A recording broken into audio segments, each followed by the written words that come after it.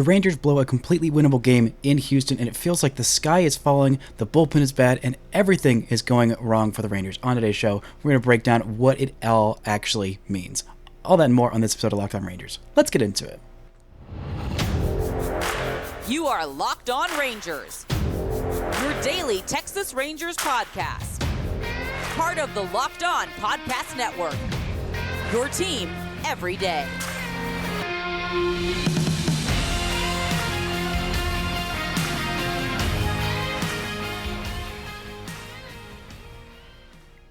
You are locked onto the Texas Rangers. I'm Bryce Patrick, a cripplingly addicted Texas Rangers fan since 2010, the founder and host for all 5 seasons of this Locked On Rangers podcast. Today is Tuesday, July 25th. Your Rangers are 59-42, alone in first place in the AL West, 2 games ahead of the Houston Astros. Thank y'all so much for making Locked On Rangers your first listen every single day. If you're not already, you can follow me on Twitter at Bryce Patrick. You can follow the show at Locked On Rangers. Subscribe on YouTube, where the best way you can help grow the show is to comment nearly any single thing below. Now, before we get into the meat of this episode is brought to you by Game Time. Download the Game Time app, create an account, and use code LOCKEDONMLB for $20 off your first purchase.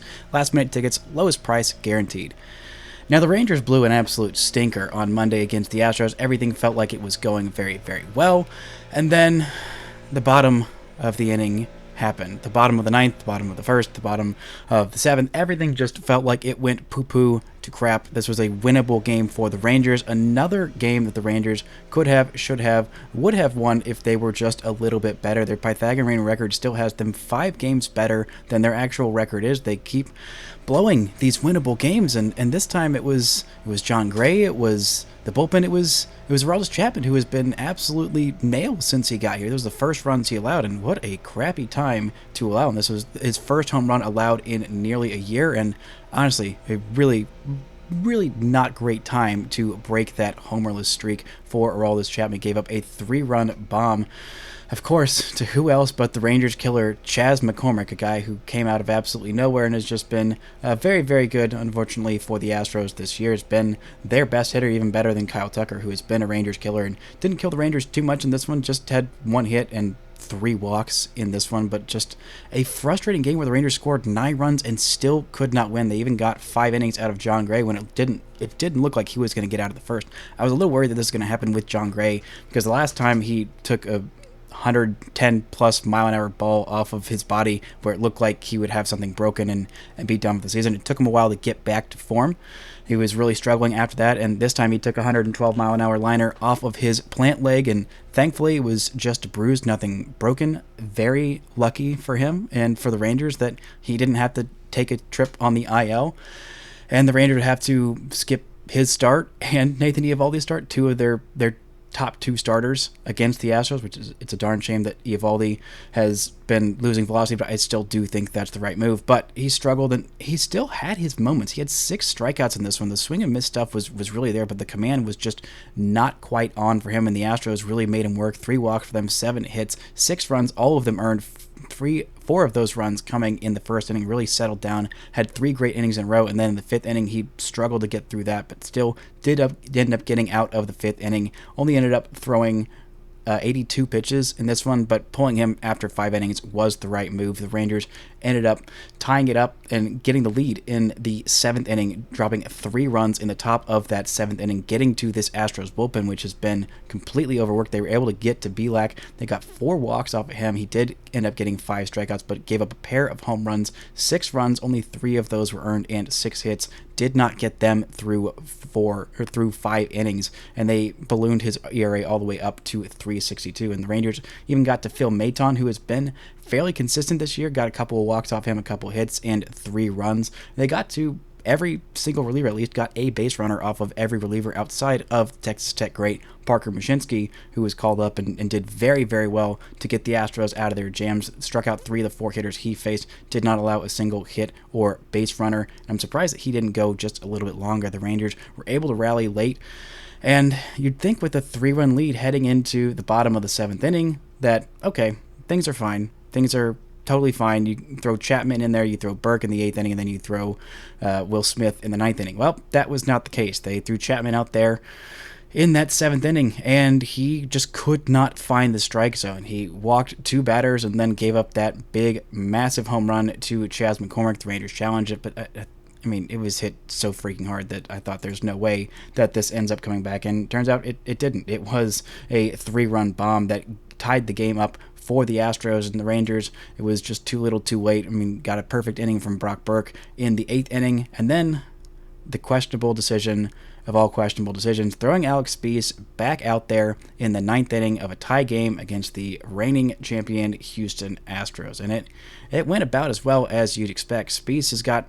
really great stuff, but again, the problem with him has always been he does not know where it's going, especially that four-seam. He's really got one pitch that he's got command of. It is that slider, not the sweeper, it's labeled as a cutter, but it is actually a slider. Talk a little bit about that, I believe, on Friday's episode, or no, it was yesterday's episode. I'm losing track of all kinds of different things, but he walked a pair, allowed a hit, a single, and that was the winning run. Did strike out Jose Abreu, looked really good in that strikeout, and just could not command the zone. And it's not his fault that he wasn't ready to be put into a big situation like that. This is one of the decisions that with Bruce Bochy, that he's really been questionable. I mean, he's earned the right to have the benefit of the doubt in these situations. He did it with Grant Anderson, and it didn't always work out.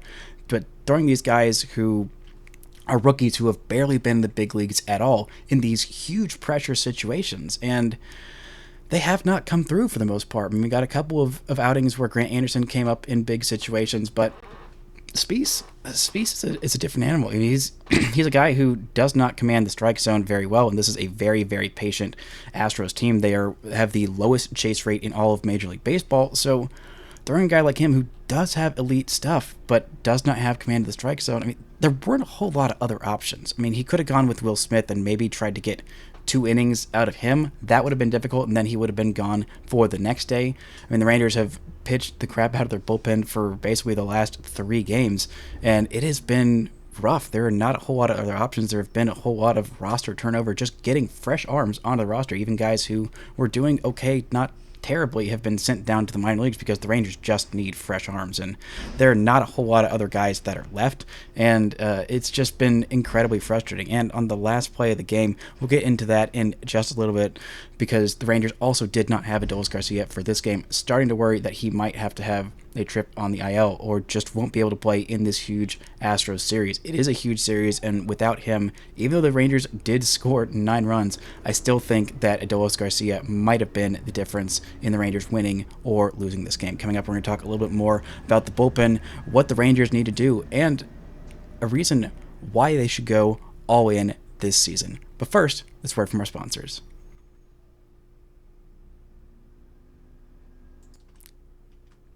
This episode is brought to you by Game Time. Buying tickets to your favorite events shouldn't be stressful. Game Time is the fast and easy way to buy tickets for all the sports, music, comedy, and theater near you. With killer deals on last-minute tickets and their best price guarantee, you can stop stressing all over the tickets and start getting hyped for all the fun you're gonna have. You can get exclusive flash deals for football, basketball, baseball, comedy, theater, and more. The Game Time guarantee means you'll always get the best price. If you find tickets in the same section and row for less, Game Time will credit you 110% the difference. Get images of your seat before you buy so you know exactly what to expect when you arrive. Buying tickets in a matter of seconds, 2 taps and you're all set. Tickets are sent directly to your phone so you never have to dig through your email. Download the Game Time app and create an account. Use code LOCKEDONMLB for $20 off your first purchase. Terms apply. Again, create an account and redeem code LOCKEDONMLB for $20 off. Download Game Time today. Last minute tickets, lowest price, guaranteed. Shout out to the Everyday Rangers for making Locked On Rangers your first listen every single day. On tomorrow's show, I'll be breaking down, hopefully, whoever TBD is having the start of their lives in the second game of this Astros series. The Rangers take on the Astros this week in Houston. You can catch every pitch with the hometown broadcast on SiriusXM. Just download the SXM app and search Rangers. Now, the Rangers got a lot of help from their offense in this one. Big days from Marcus Semien and from, of course, Nathaniel Lowe, both of whom have been absolutely on fire as of late. Marcus Semien in his last 8 games has 3 home runs. In the last 7 games, he's got a slugging percentage of .483, and Nathaniel Lowe has been white hot for the last 15 games. He's only got 2 home runs in that span, but he's hitting .357 with an on-base of .438 and slugging .589. In the last 7 games, he has got an on-base of .483 and slugging .625. This second half, Nathaniel Lowe has been on a tear, and the Rangers need him and Marcus Semien to really step up and show out, because Corey Seager is going to be gone for at least another week or so. And they need their top bats at the top of the lineup to keep stepping up. A multi-hit game for Travis Jankowski as well in that 2-hole, hitting .319 at this point. The Rangers offense is coming up big. And Josh Jung with his 20th home run of the season. Even though it was only a home run in 12 of 30 ballparks, it still counts because those stupid Crawford boxes count for the home team and the away team. Shout out to Houston for that weird stadium design and for probably a more than generous amount of Jose Altuve's career home runs. But this Rangers offense did their job getting 9 runs and rallying. You can't always, score 15 runs in every single game, and you shouldn't have to. Honestly, when the Rangers dropped 5 runs in the first 2 innings, that should have been enough. But again, Jon Gray struggling with that injury, battling through, giving the Rangers 5 innings that they desperately needed, and the pen just not being able to shut things down. The pen allowed 4 runs, and it was just not enough. I mean, even Jon Gray, who did enough to keep this team in this game, wasn't a great outing, but he did enough to keep them in at 5 innings of the 6 runs, and the team was tied when he left this game. He was not the one charged with the L. He was not the one charged with the blown save. This was Chapman's 3rd blown save of the season and Speas' 2nd loss of the season. A couple of rough outings for Speas. I wouldn't be surprised if he got sent back down, but there's not a whole lot of other options. The ending to this game was another particularly peculiar moment, because I think that is where Adolis Garcia would have made the difference in this game. There was a shallow liner hit to right field. Travis Jankowski was playing right field, which again, I like seeing him in right field a lot more than I like seeing Robbie Grossman, because I trust his arm a whole lot more. But Jankowski didn't play it all the best, kind of struggled with the ball, but made a really good throw to home plate. Would have had what I believe would be at least his second home. It was the second time where Travis Jankowski has made a great throw to home plate but didn't get the runner for reasons that were not his fault. For this reason, the other one was the weird replay review in Chicago where Jonah Heim was called for blocking the plate for some stupid reason. And again, I will probably never get over that, because that was another loss the Rangers shouldn't have. Another blown save by the bullpen the Rangers should not have had, but this time the ball was cut off by Nathaniel Lowe. I don't know what in the heck Nathaniel Lowe was thinking. He ended up making a pretty good relay throw, but still, I think the throw was online and was in shallow enough right field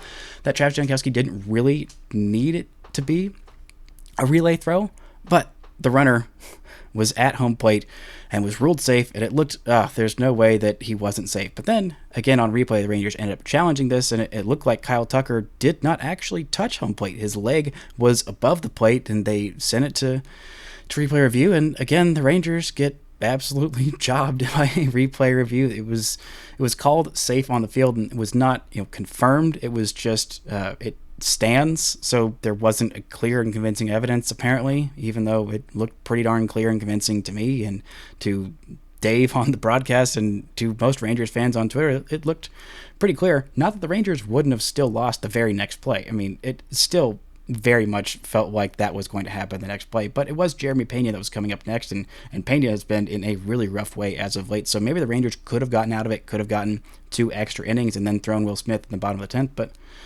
that's a lot of ifs and whats and who's it's, and that would be another high leverage reliever that the Rangers threw in this one, because they needed a whole lot of guys to throw in this one and still couldn't end up getting the win. It was a frustrating day. The Rangers do have some internal options that are coming back soon. Joe Barlow is an option. He has been doing okay in AAA Round Rock, and he's got a better command of the strike zone than Alex Speas. The stuff is not anywhere near the level of Alex Speas, but still, if you're looking for just a guy to throw in some low to mid leverage situations, I think that you could get some decent outings from Joe Barlow. And Zach Kent has thrown a couple of games. Thankfully, he is back after being injured for most of the season, only threw 3 innings for Round Rock on April 4th before getting hurt. He has thrown a couple of outings in the Arizona Complex League, two inning outings. And the first one was back on the 15th. He threw 2 innings, allowed 0 hits, 1 walk, 4 strikeouts in the ACL. Then the second outing was the 21st, 2 innings, 1 hit, 0 walks, 2 strikeouts.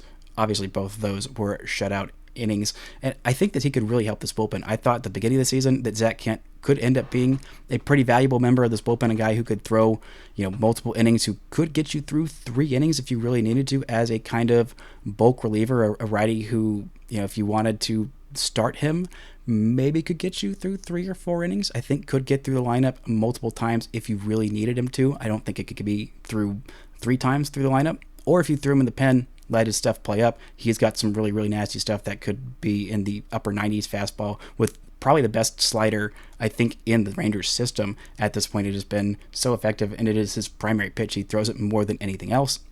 And I think that could definitely get some big league hitters out. He's got a 5-pitch mix. It's very effective. And him being out for the whole season so far has been really hurtful for the Rangers. I don't know how long until he's going to be completely healthy, but as soon as he is, I think he might end up being fast-tracked to Arlington, because I really, really think that he could help this bullpen quite a bit and give them exactly what they need. But the Rangers definitely have some trade needs. The trade deadline is coming up. I believe it is a week from today. And Evan Grant of the Dallas Morning News wrote that the Rangers are the team in the best position to trade for Shohei Ohtani. In a minute, I'm going to talk about why trading for him would be so important, why the Rangers just need to go all in this year. But first, let's word from our sponsors.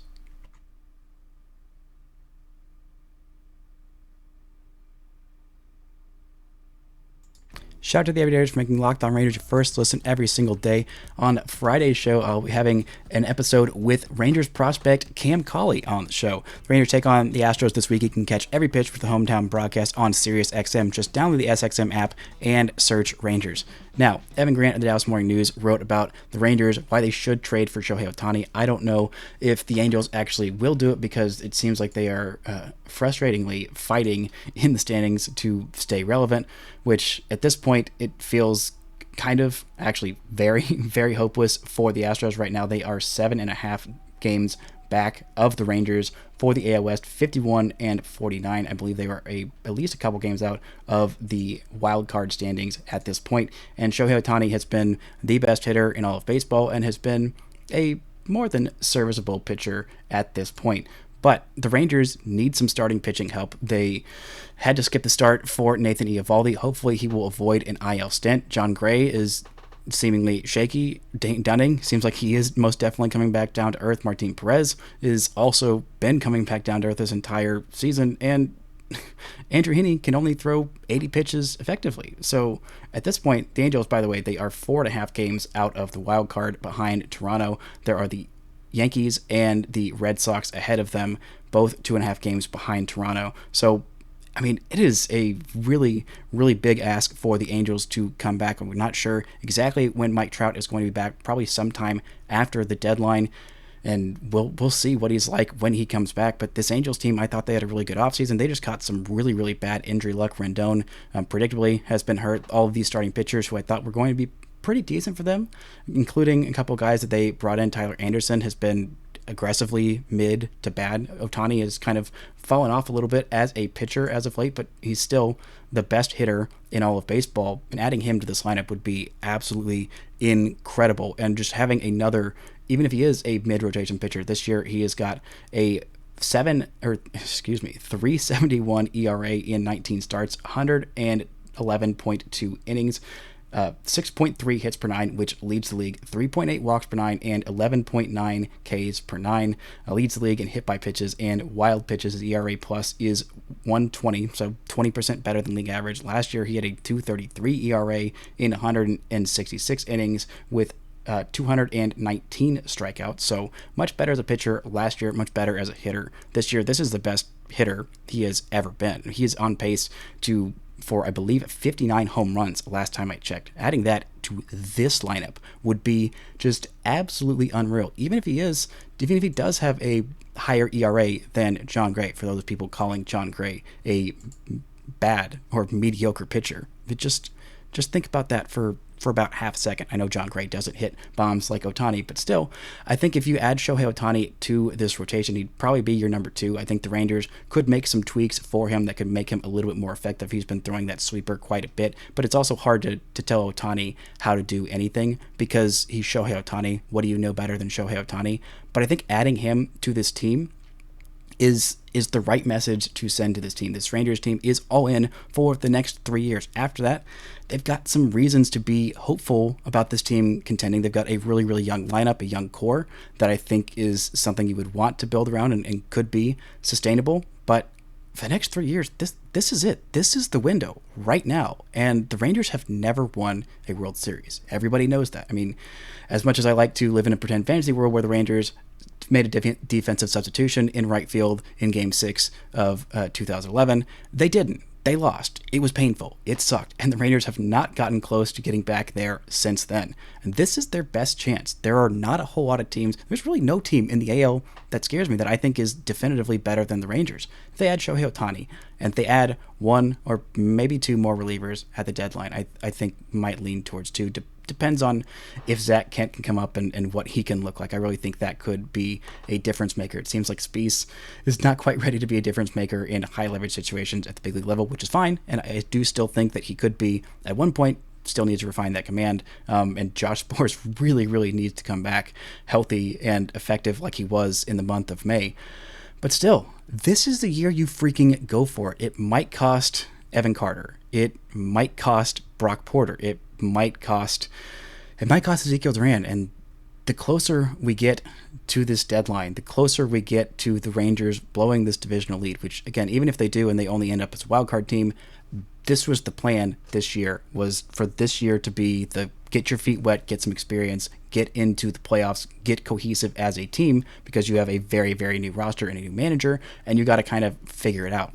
It doesn't always happen in the first year, but this is the year. It has come ahead of schedule, and you cannot afford to dilly-dally and putz around and waste a year. Maybe next year Nathan Eovaldi is not healthy. Maybe he is not as effective as he is. Maybe you have big injuries to him or Jon Gray, and it seems like it's possible that Martin Perez is probably not going to be there next year. You might get Jacob deGrom back in the back half of the season, but you don't really know what he's going to look like next year. This is it. You have got to push your chips in while you have a window. I mean, look at the Royals, look at the Mets, those teams who pushed their chips in while they did and got to the World Series. The Royals ended up winning one and then immediately fell back into the tank. The Cubs pushed all their chips in immediately. It took them a while to get there, but they didn't have the long sustained window that they thought they would, even though they had a really good young core when they got to the World Series and won it. And look where they are now. It's been 6-7 years since that happened, and I don't even think they got to the NLCS with that core after that. So this is the year to go all in for it. The only other team in the entirety of Major League Baseball that scares me is the Braves, but even that team has some holes. I mean, the Braves have had a lot of injuries to their starting pitching. Their lineup is probably the only one in baseball that's close to the Rangers. It's probably better than the Rangers at this point in terms of depth and in terms of top-end talent. I mean, they have the only catcher in baseball, maybe there's one more, but one of the only catchers in baseball who's better than Jonah Heim. They've got one of the best first basemen in all of baseball. They've got one of the best, players in all of baseball in Ronald Acuna Jr. having a massive career year. They've got all kinds of guys up and down their roster that are having fantastic seasons. They've got a lot of good arms, experienced arms in the pen. And they've got one of the best pitchers in all of baseball in Spencer Strider and a lot of other really good pitchers as well. So, I mean, this is the year to go all in for it. I mean, know that it is scary to push all your chips in, and it's easy to, be a prospect holder and be like, oh, no. Actually, Evan Carter, he's got to be untouchable because he's going to be amazing. Well, he might be. And he might be amazing for the Angels if you deal him in that deal. If you can get away with any combination of not letting up, any of your big three young guys in the major leagues in Leody, in Ezekiel, and Josh Jung, which, again, I think Josh Jung and Leody are probably the only ones that are completely off the table in a deal for Ohtani. Or maybe you want to include Nathaniel Lowe in that deal to get them a major leaguer, which I think they would rather have somebody else besides Nathaniel Lowe, even though they do want big league ready talent because they want to compete with Mike Trout, which I do still think they might end up selling off Mike Trout in the next couple of years anyway.